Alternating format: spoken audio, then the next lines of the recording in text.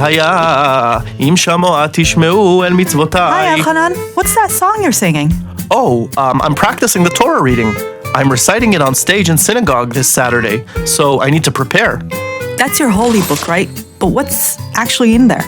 Torah means teaching in Hebrew and refers to the 5 books given by God to Moses on Mount Sinai. The Torah is the first part of the Jewish Bible, known in Hebrew by the initials Tanakh, which also contain later books of prophecy and scriptures, such as Psalms. So when exactly did God give the Torah to Moses? According to the book of Exodus, 3 months after the Exodus from Egypt, the children of Israel were told to gather at the foot of a mountain in the Sinai desert and purify themselves. 3 days later, a heavy cloud sat on the mountain. Thunder roared and lightning blazed, and the loud voice of a horn sounded across the desert. Oh, I know that story from the Quran.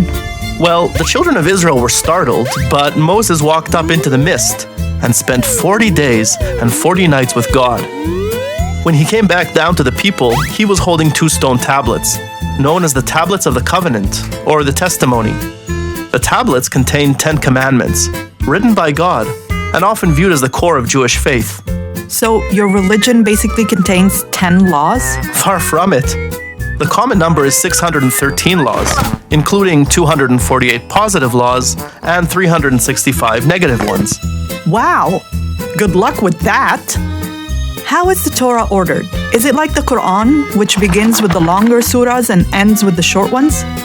No, the Torah progresses chronologically, starting with the creation of the world in the book of Genesis and ending with the death of Moses at the end of Deuteronomy, right before the children of Israel enter the land. But that's not all. According to our tradition, in addition to the written law, Moses also received the principles of interpretation.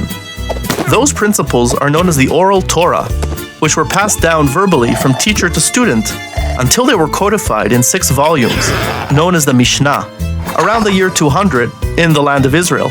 So Mishnah is like Hadith? Exactly. For nearly 300 years, rabbis in the religious academies of Babylon and Israel continued discussing and analyzing the laws of the Mishnah.